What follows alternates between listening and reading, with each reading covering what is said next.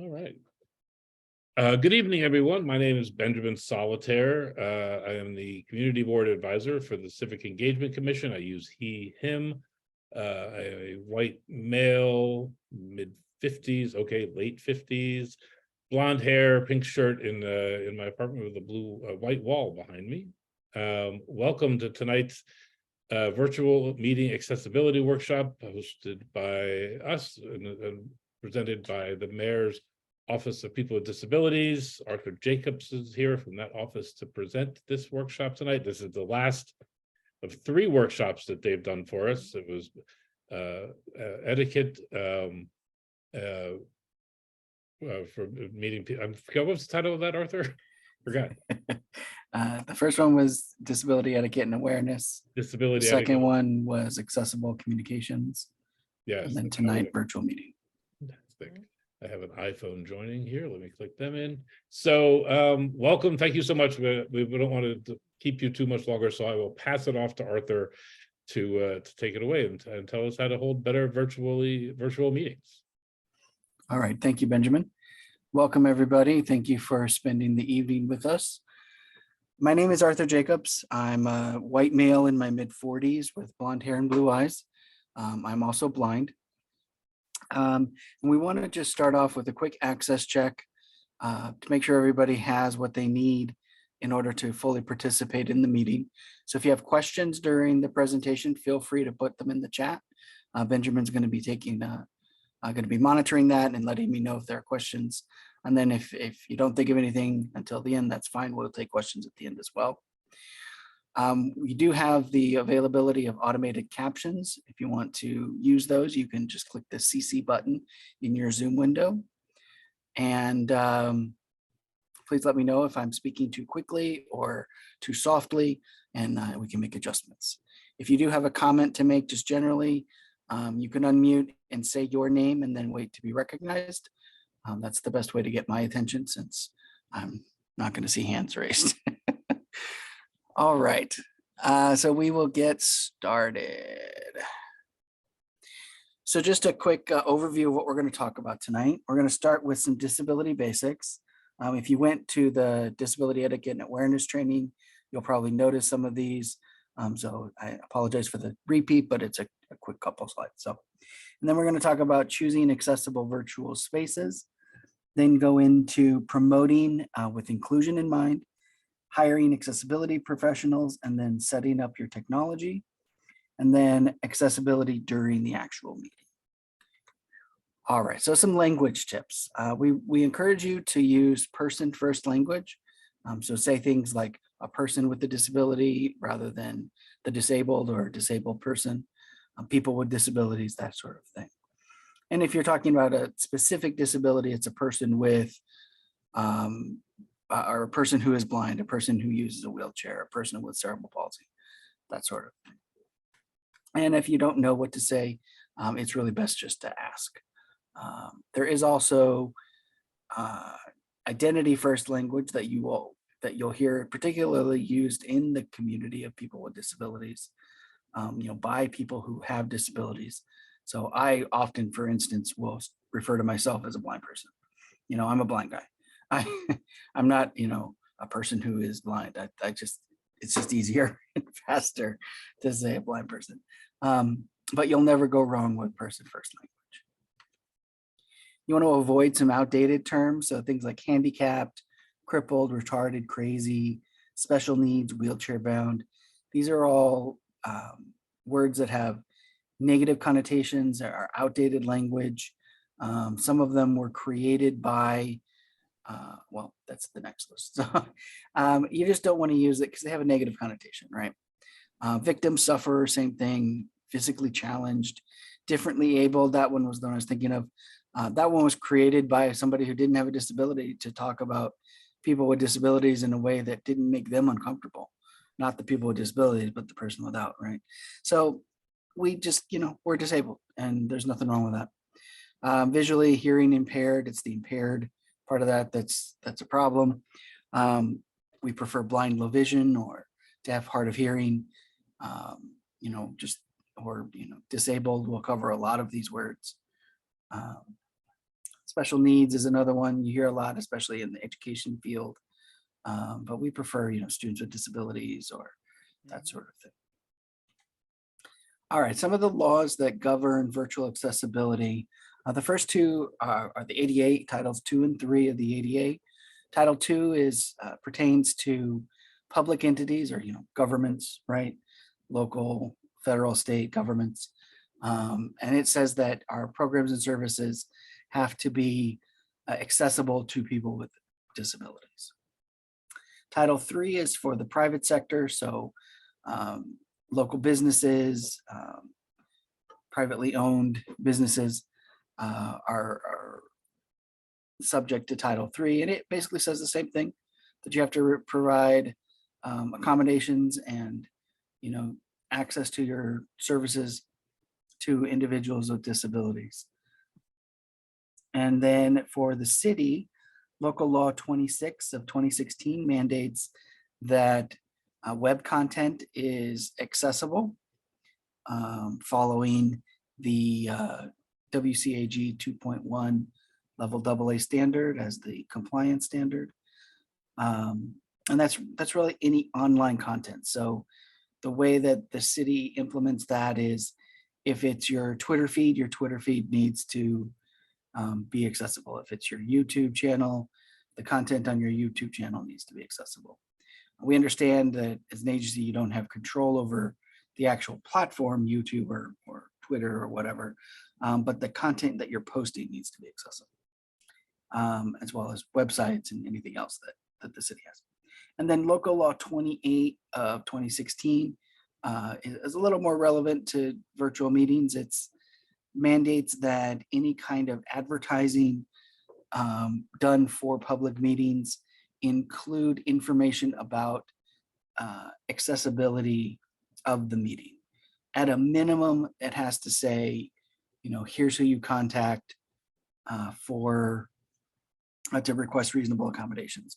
But it should also include any built-in accommodations that are just already going to be there. We'll talk more about that later. So, all right. So choosing accessible meeting platforms, some things to keep in mind. You want to make sure that the platform you choose is screen reader accessible, meaning a person who is blind or has low vision, who's using a screen reader, which is a piece of software that reads out the text on the screen and allows for keyboard navigation, that the platform is accessible. So anything that you can do within the platform, you can do with a screen reader. The chat, the Q&A, the raising of the hands or reactions, any of those functionalities should be available to the person. Keyboard accessible goes right along with that. You want to make sure that it has adequate support for captioning, either live or automated. We prefer live or human captions. They're more accurate and will include more information. Just automatically automated captions can't, for instance, label who's talking. It doesn't know, it's just, translating the words into text, the spoken words into text. And then also support for ASL or sign language interpreting. You also want to make sure that people can interact during the virtual meeting. So you want to see that it has support for features like chat, Q&A, hand raising, etc. So some recommended accessible meeting platforms. This is based on our own experiences and research. The most accessible platform that we've come across is Zoom, both meetings and webinars.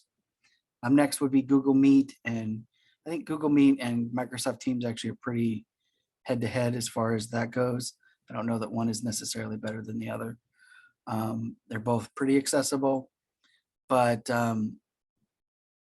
they don't have the same level of support for things like ASL, especially in captioning. So that's a little bit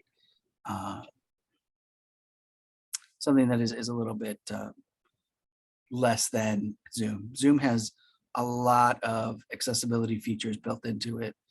It has the ability to be customized by the user. So any of the accessibility shortcuts and things can be customized.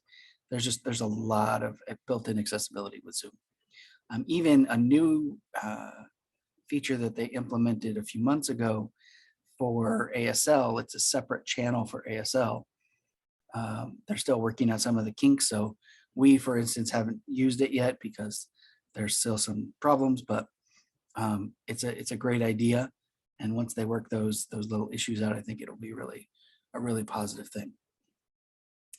All right, some recommendations for setting up the meeting.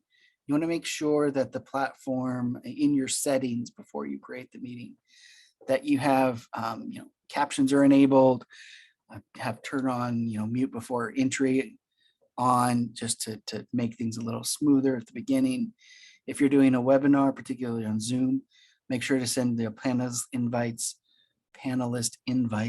to any accessibility professionals that you've hired. So captioners or audio describers, ASL interpreters, etc. All right, accessible promotion. So when you're advertising your meeting, you want to make sure that you're doing that in an accessible way, so that you reach that all of your audience. So we're talking about things like registration forms or event pages, flyers, documents, and your PowerPoint slides, any social media posts and videos. You just want to make sure that those are all created in an accessible way using an accessible platform, etc. And we have some guides for that at nyc.gov/accessibility guides. And don't worry about writing any of this down. We're going to send you the deck so you'll have all this information and these links available to you. Some digital accessibility best practices. Keep in mind that you want to make sure that, again, your documents, emails, and social media posts are accessible. To do that, you're going to want alt text. So this is a programmatic description of any images. So when a person using a screen reader encounters that image, they actually hear a description of it and not just, image123.jpg, which is not at all helpful. Or my favorite, some of the platforms now, like Twitter and Google Chrome will automatically do like automated AI-based descriptions. And so it'll be like, that might be two people talking when it's, a flower or something. So the AI is definitely not the best thing. You want to make sure that you've got tags for headings, lists, and links. So creating that semantic structure is important. Color contrast and accessible fonts are used. So color contrast minimum is 4.5:1. You can check that with a color contrast checker. You just Google color contrast checker, you'll find a bunch of them. We recommend the WebAIM specifically, but and then accessible fonts means that it's the right size and that it is sans serif. Sans serif fonts are the ones that don't have the little decorative things that kind of hang off the ends of the letters. If you think of Times New Roman, for instance, that is a serif font. So when you look at the edges of the letter, there's these little decorative things that kind of hang off, little pointy things that hang off the ends of the letter. Those are called serifs. Though it makes it just a little bit more difficult to read, particularly for people with low vision. It's tiring. Like if it's a few words, it's okay. But when you're reading paragraphs or pages worth of text, it can be very tiring. You also want to try to use plain language, not try, but use plain language. And then documents should be available in accessible formats. So accessible PDFs, accessible Word documents, accessible slide decks, etc. And again, you can get guides on doing all of this on our accessibility guides page. All right, event pages and RSVPs. So you want to make sure to use accessible event pages. Some of the platforms that are accessible are Eventbrite, Google Forms, Facebook. You can also, Microsoft Forms is pretty good. So those are all good event page or RSVP page platforms. Also, if you're using Zoom, you can set up your own reservation page through Zoom, and that's also accessible. So avoid using time limits. If there's like a ticket purchasing, this is especially with like Eventbrite and those kinds of platforms.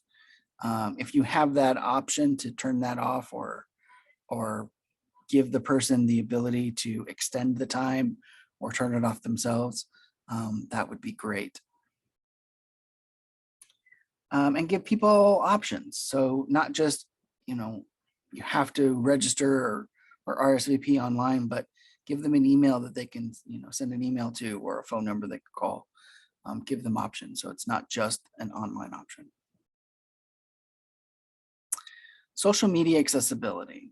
So you want to make sure that your images have alt text. This is an image description. That's a written description of the image that is that's shared through the social media platform. So it's actually like if you're on Twitter, you can add alt text. Twitter, Facebook, Instagram, all and LinkedIn all support it. But you'll get like an actual text box where you can type in a description. It's not going to appear as part of the post. Doesn't count toward your character counts or anything like that. Alt text is I just said this: Twitter, Facebook, Instagram, and LinkedIn. And a good description is going to cover the 5 W's: who, what, when, where, and why. And honestly, the most important of those is the why. So if you think about why you chose the image, why you want to share that image in the document in the social media post, and use that to influence your answers to the rest of the questions, that will make for a very strong description. You also want to keep it short. It doesn't have to be super long, paragraphs and paragraphs of description.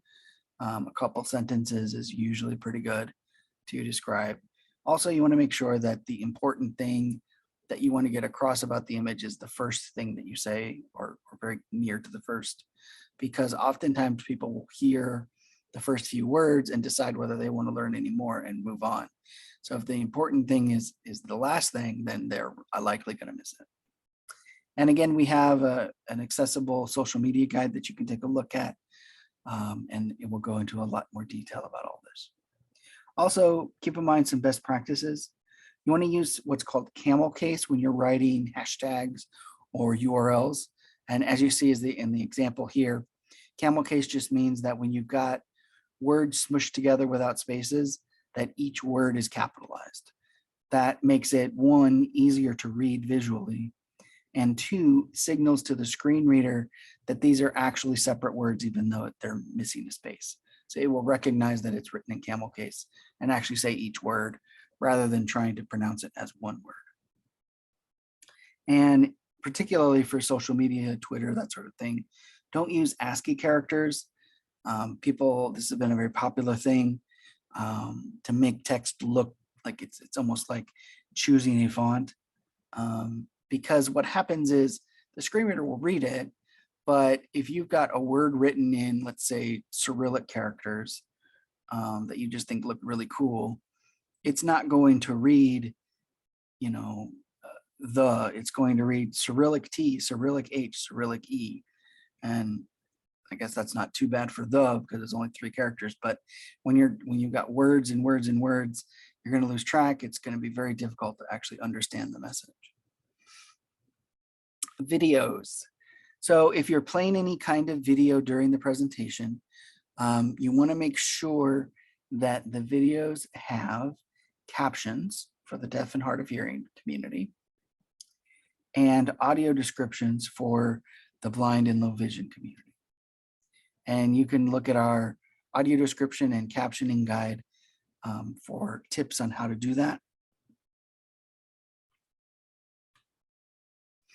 All right, advertising accessibility. So everyone should include accessibility information when advertising their public events. This is based on local law 28. So I started talking about this earlier, go a little more detail. So you want to make sure to include one accommodations will already be there in the meeting. So for instance, If we were going to put out an event flyer for this event, we would say, this is a training held on Zoom. It gives the person an idea of what platform they're going to be using, and that automated captioning will be available, right? If we had ASL, we would mention that that would be available, et cetera, et cetera. If the captioning, if you were going to have an actual captioner, a human captioner, you would mention that human captioning or live captioning, so that the person knows what to expect and what will be available. Then also you want to mention who they can reach out to, so a name of a person that they can request an accommodation from, and provide a couple ways of contacting them. So we recommend an email and a phone number. Again, remember giving them options so that they can call or email and make a request. And then you want to set a time limit. So when is the deadline? We recommend 3 to 7 days before the event, depending on what accommodations may be requested.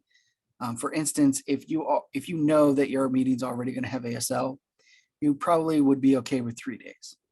If you're not going to have ASL and that may be something that's requested, you're going to probably want 7 days as the deadline, because to get an ASL interpreter for a remote meeting, they typically ask for a week in advance for booking it. So it just depends on the meeting and what's already going to be present and what kinds of things will be requested or could be requested. Some possible accommodations that people may request. So these are things that you're going to want to be prepared to provide. So American Sign Language interpretation, communication access, real-time translation. That's the fancy way of saying live captions. Oftentimes that's referred to as CART. And accessible electronic documents and slides. So if you have any Word documents or PDFs that you want to provide, any kind of document, guides or handbooks or just additional information, make sure that those are provided in an accessible format. And your slide deck. And I recommend that you share the slide deck natively rather than turning it into a PDF.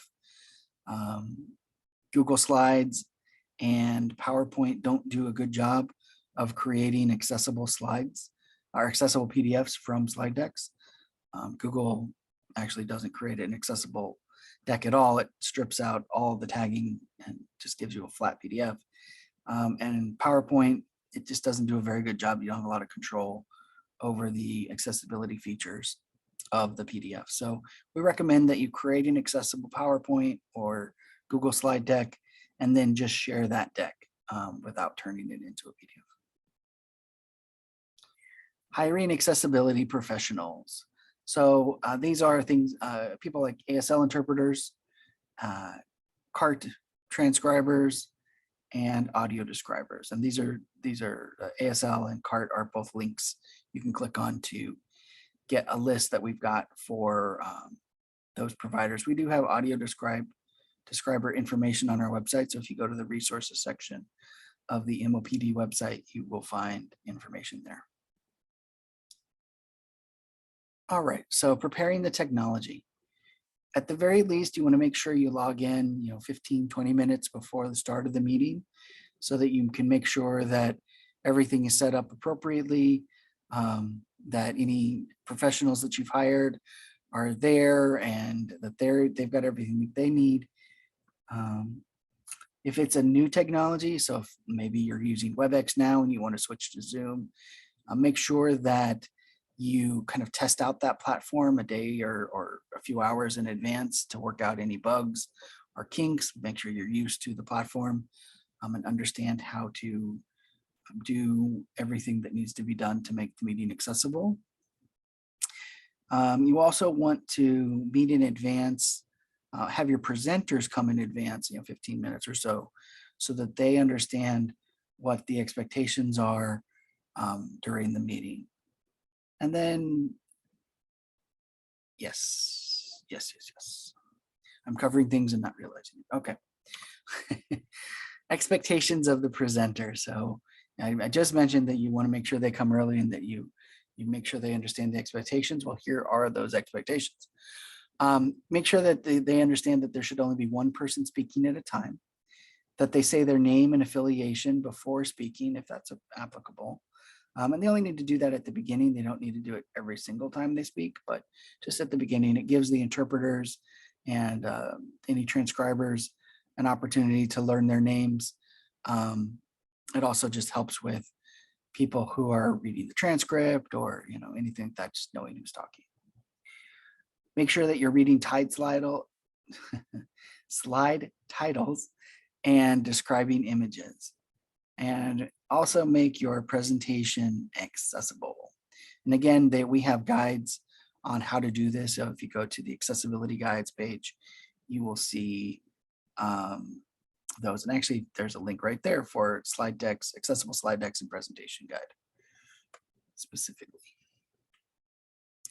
All right, this is the last slide. And this is actually where we started in this presentation with access checks. So here's a bit more about that. It's a check-in regarding your speed and volume and just making sure that everybody has what they need. You want to acknowledge any accommodations that are present and how the person can access them. So you want to make sure they know how to mute or unmute, how to pin the screen if they want to pin the interpreter, how to turn on and off captioning, that sort of thing. Make sure that you describe images in the presentation and let folks know how to ask questions and go over just the general etiquette for the presentation. So that would also be the time that you can do an image description of yourself if you wanted to do that, as I did at the beginning. And this is really actually everybody who begins speaking, like as they start, that should be one of the first things they do, is give that quick little description. Doesn't need to take a lot of time, 20, 30 seconds, just a quick description to give folks an idea. All right, so my information is here. If you want to contact me with any questions or concerns, you're welcome to do that. And we can open it up for questions. Thank you, Arthur. That was, as always, illuminating and a lot to keep track of and important things to do. I see Chad has a hand up.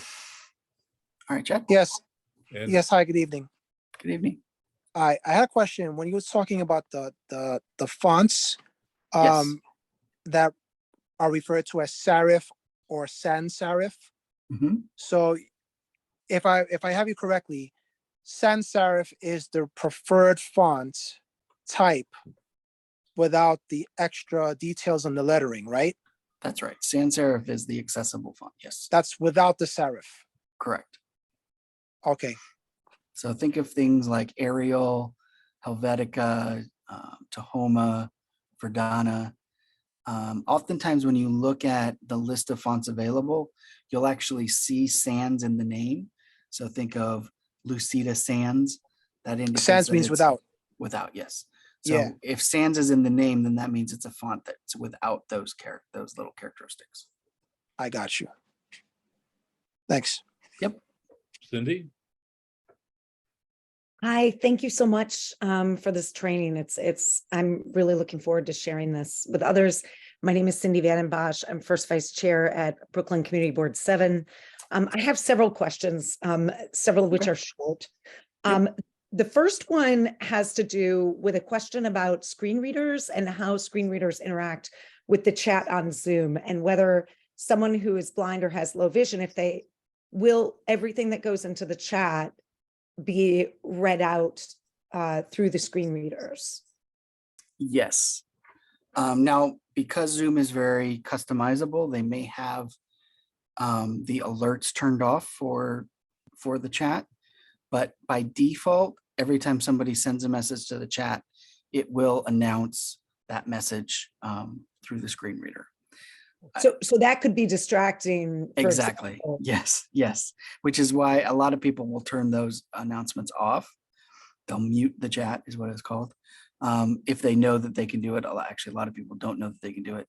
So it is, especially if you know there are a lot of blind people using screen readers in the meeting, it may be something that you might want to do to either disable the chat or just let people know, hey, don't post in the chat, or just turn the chat so that it's only for the panelists and or co-host and host. so that they don't get all those notifications. Okay, So that's it super does, helpful. yeah, it does kind of depend on the meeting though. And just to clarify, like when it comes, I've never heard what it sounds like when a screen reader reads the chat. Is there like a ding sound and then like, and then it reads what's in the chat, or is it just continuously reading whatever pops in and whoever posted it? No, it's exactly that. I don't believe there's a sound. Okay. It's just, it'll say the person's name and then what the message is. Okay, okay. Another related question, this is a Zoom. I'm thrilled to hear that there's a new potential ASL interpretation function in Zoom that's on Mhm. its way. One of the things that I've encountered, not necessarily in the capacity of community board meetings, but just in other meetings, is the attempt to use Zoom for both captions, the automated captions, and ASL. And when Mhm. there's multiple windows on the screen, the captions can only be affixed to the bottom, as per my understanding. And sometimes they cover up the ASL interpreter who's down below. And I'm wondering if you have any ideas or solutions to that challenge. Well, in Zoom, at least, you can move so okay. In Zoom, when if you're not using the ASL channel feature, Right. the ASL interpreter should be spotlighted. And so that especially if you're sharing the screen, sharing a screen, and that can be then moved to different corners of the screen. And so if the captions are at the bottom, you can adjust where the location of the ASL. I know in other platforms like WebEx especially, it's a little more tricky because WebEx does things differently and has little boxes for everything. Just so everybody knows, WebEx is probably the least accessible platform. Just overall, doesn't have great support for ASL or captions. It's complicated to get that worked out. It's not screen reader accessible or keyboard accessible. If I get a WebEx invitation and it's a meeting that I have to go to, I usually end up just calling in because that's way more easy than trying to actually use the platform itself. So, but yeah, it's doable. I mean, we have a monthly community updates meeting here at MOPD, and we have both captioning and ASL provided during that meeting, and it's never been a problem. One thing you can also do that some people who use captioning prefer actually is to have a separate what's called stream text link, so they can view it outside of the Zoom platform, the captions. So you can just ask your transcriber if that's something that they're able to do. I think most probably do, or have something similar to stream text. So that's also an option. But yeah, I mean, it really is up to the user what they're going to use, and they're going to know the platform usually, and so they'll make the adjustments they need to make.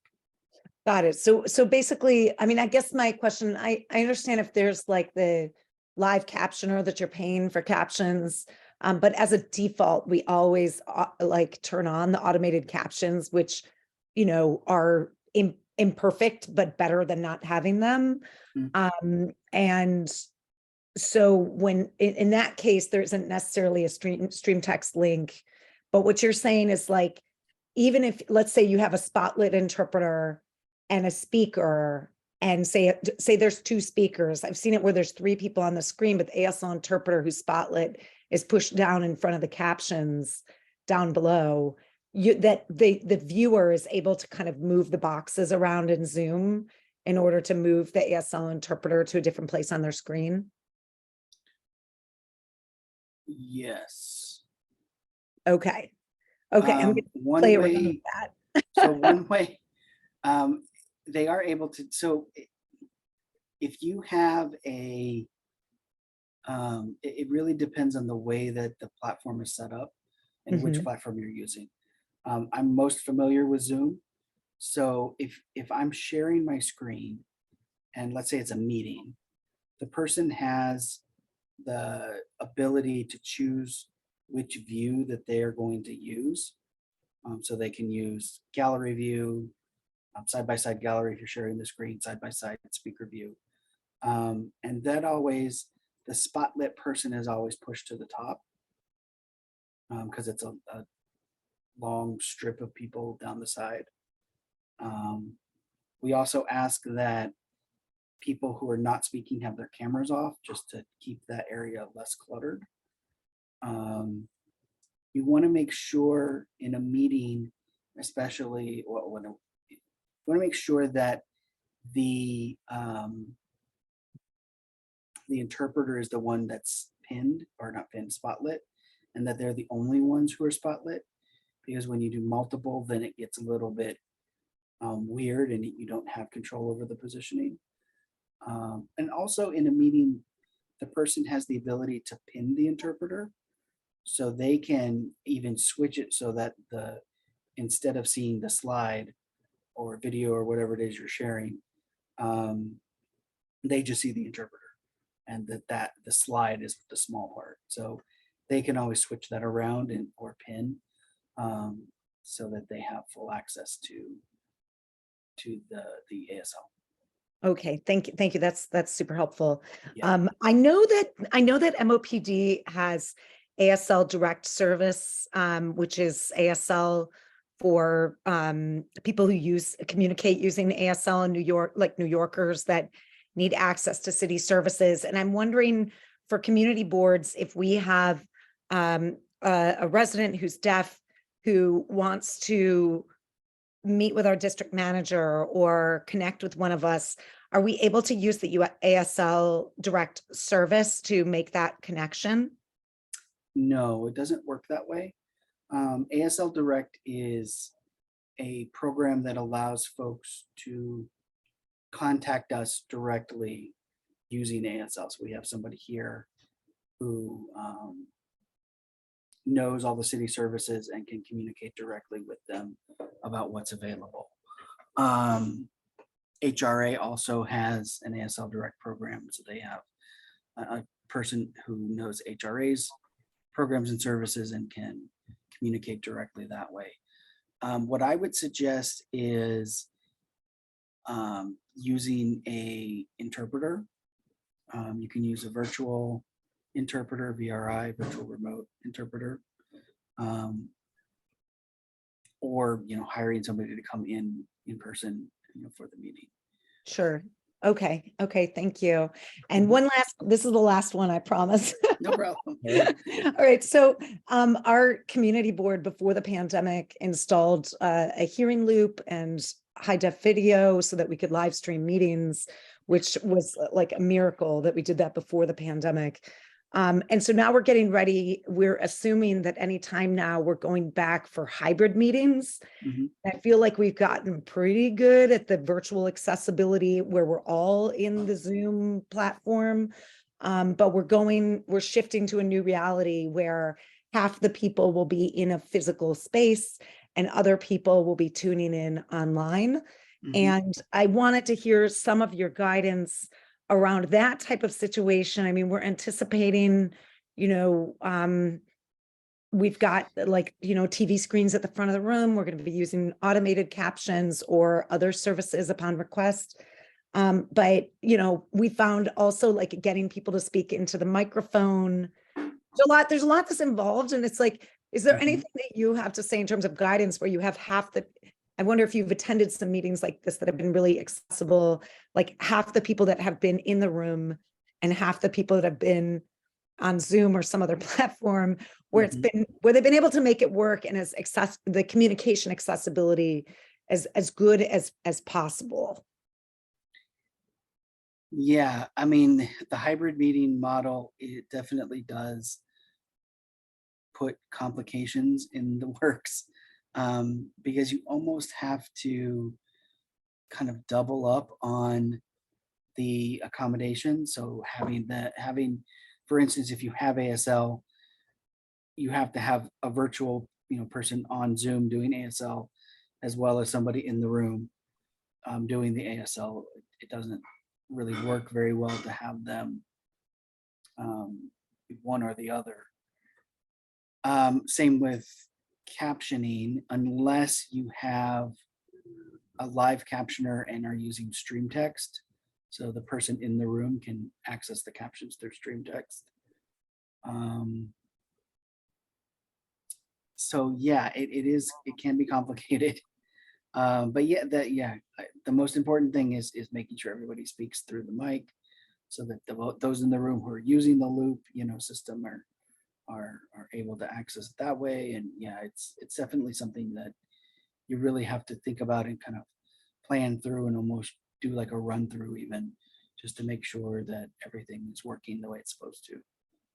Yeah, it's gonna be a whole new world. Yeah, that might Sure. have to be a new topic, Arthur, to Exactly. I'm gonna have to create another presentation. delve into. It's gonna be more common for sure. For sure.